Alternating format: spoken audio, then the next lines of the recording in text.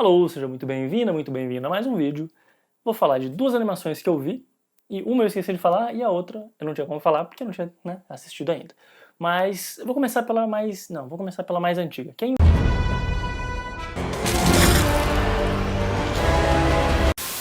E se você, já ouviu falar de Invencível, e você ficou sabendo da primeira temporada quando saiu lá em 2021, acho, você provavelmente ouviu falar bem, porque é muito bom. A primeira temporada, sim, é maravilhosa. A segunda temporada é meio porcaria. A terceira temporada, que eu vi agora, é ok, é melhor. Ela melhora, ela melhora.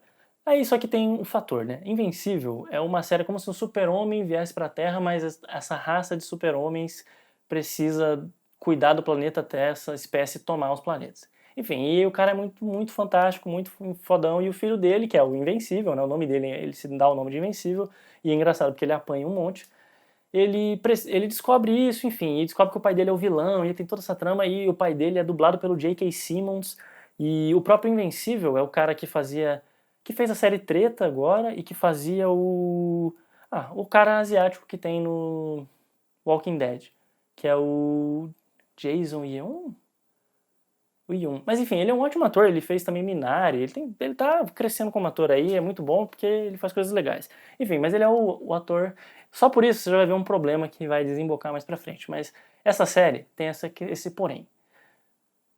Quase todos os atores, né, os voice actors ali, eles são muito famosos, desnecessariamente famosos. Tem um boneco que faz uma ponte ali no episódio 2 e no 3, e ele é tipo, sei lá, o Brad Pitt. Não é o Brad Pitt, mas tem um que é o Idris Elba. Tipo, é nesse nível.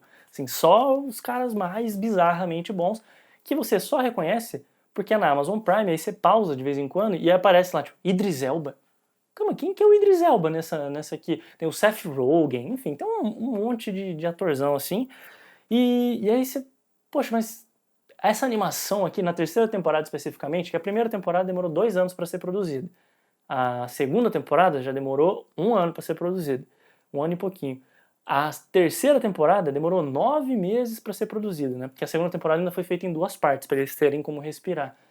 Enfim, e a animação nessa terceira temporada, assim, é um negócio horrendo, cara. É tipo, tem episódio que é um PNG chacoalhando na tela, assim, e não chega a ser tão drástico, não é uma coisa que é inassistível, mas é absurdo, assim, os caras contratarem atores de Hollywood, Mega Blaster, e colocarem a animação porcaria, assim. E é um pouco chato, porque, assim, querendo ou não, é um desenho de lutinha.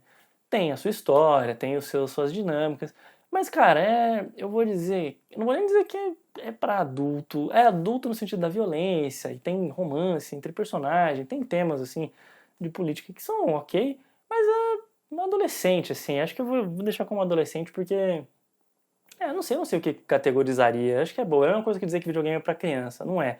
Mas assim, tem momentos que daí o personagem, ele é adolescente. Eu não sinto, e eu sei que tem mais gente que também teve essa impressão assim, mas eu não acho interessante mais ficar vendo o momento em que o cara tá dando chutinho embaixo da mesa do irmão dele, porque, aí tá, ai mãe, eu não transei com a minha namorada, sabe, isso assim?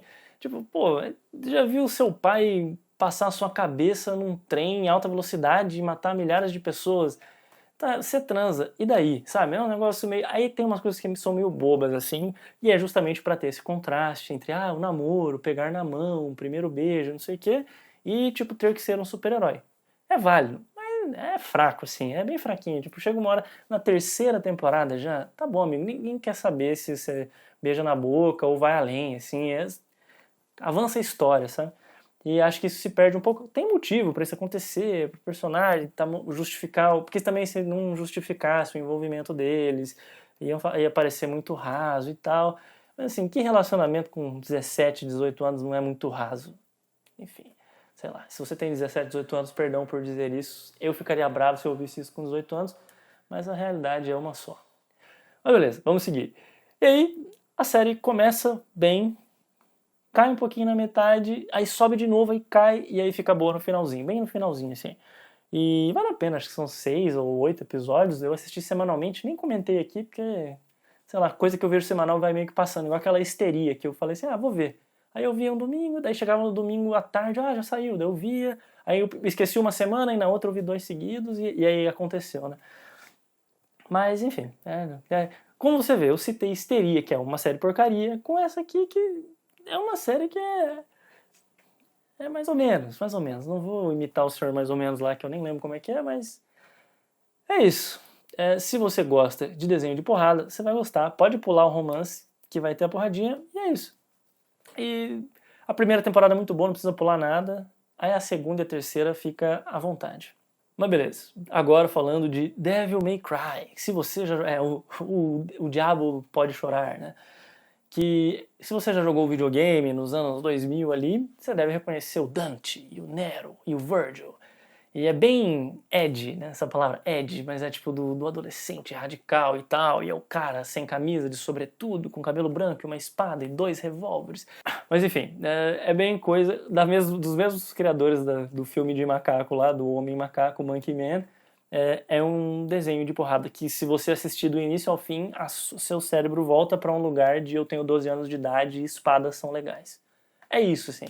E o que é legal de ser isso, né, que eu tinha o jogo, acho que depois, né, eu sempre pegava os videogames atrasados, assim.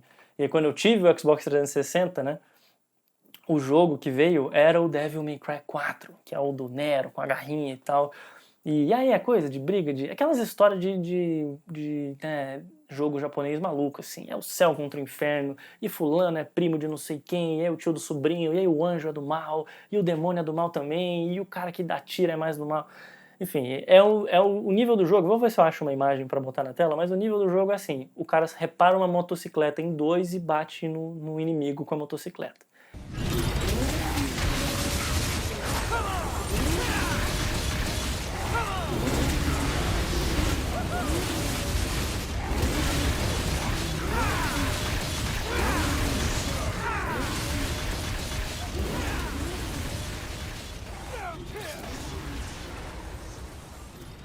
É isso, e toda a moral do jogo é você tentar fazer isso de forma estilosa.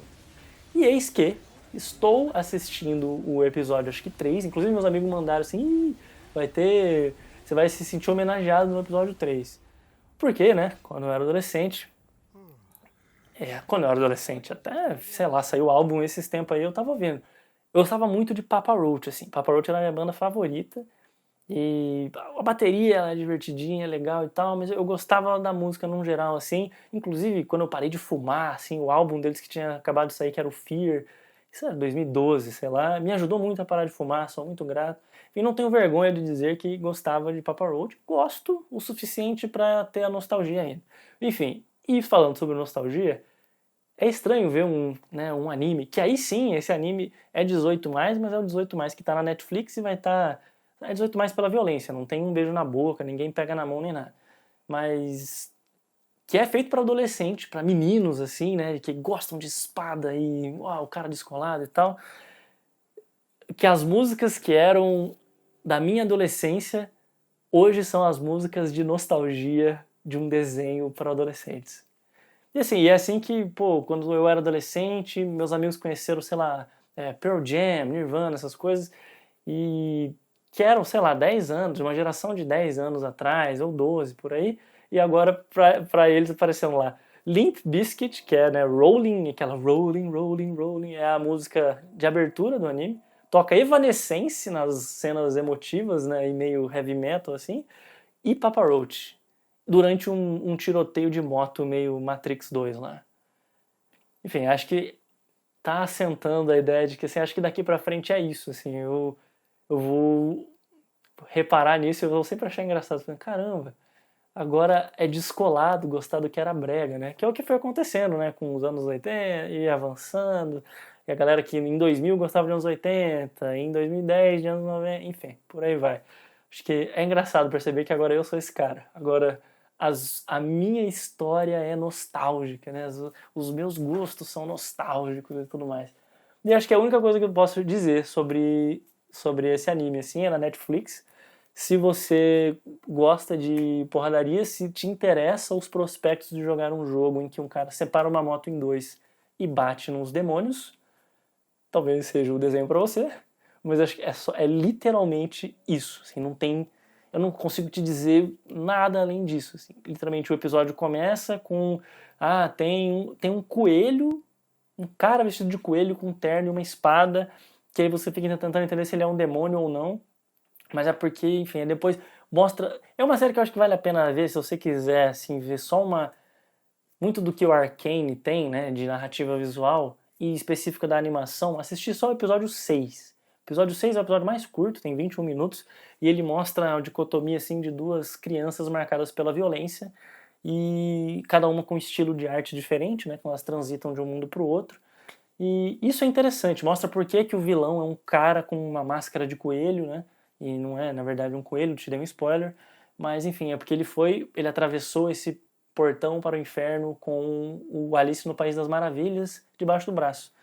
E, enfim, e aí tem uma crítica social assim aos Estados Unidos e colonialismo americano, tanto que a série termina, a última música que toca na série é Don't Wanna Be an American Idiot, lá do Green Day, e com o vice-presidente americano, né, então fazendo referência ao George W. Bush, tem até o filme do Vice, né, esqueço, é o Dick Cheney, eu acho, né, e eles conseguiram um jeito de abrir um portal para o inferno para os seres humanos invadirem o inferno e dominarem o inferno. Nesse nível, assim. E aí mostra, tipo, referência a fotos dos americanos no Afeganistão, pegando criancinha embaixo de caminhão, colocando cabeça de terrorista em cima do trator e, sabe, plantando bandeira, tirando selfie com bandeira e um monte de gente morta atrás, enfim. Aí tem esse aspecto da crítica social ao colonialismo americano, né? O Devil May Cry é um IP, né? Uma franquia japonesa, mas eu acho que o showrunner do desenho aí é americano mesmo também. Então, só isso. Com certeza, na bolha onde esse jogo existe, vai ter um monte de red pilado falando que, mas o boneco era muito mais descolado, essa crítica não tem nada a ver, porque os Estados Unidos e não sei o que. Enfim, vai ter porque sempre tem, e eu não acho que isso justifique você assistir ou não assistir o desenho. É um desenho de um cara com espada que é meio demônio e... Enfim, é um desenho de tiro, porrada e bomba, sabe? Então, dá uma onda, tipo assim, funciona, a política lá, o boneco funciona porque ele é baseado numa coisa real, num vice-presidente americano que era assim, que fez isso, as fotos aconteceram, é uma boa referência, localiza bem a crítica do mundo, assim, né, claro, existem terroristas do outro lado, existem demônios ruins, existem, mas existe a criancinha demônio lá também que tá respirando areia, e por que ela não merece viver tanto quanto a sua criança norte-americana ali nas ruas de Nova York respirando, sei lá, comendo pão com um rato. Enfim, é isso, assim, essa é a crítica central ali da história, desse não pertencimento, da pessoa miscigenada e tal. Isso existe lá. E bom, no fim das contas você vai assistir porque você quer ouvir Papa Roach enquanto Cut my life into pieces, this is my last resort. E o cara andando de moto e dando tiro, e o demônio do fogo, e o demônio do vento, e é isso. É isso. Mas enfim, não se esqueça, porque isso é algo que eu sempre repito e nunca vou deixar de repetir. Tome cuidado com o que você ama e aonde você busca a sua filosofia, porque até Star Wars terminou em beijo na boca.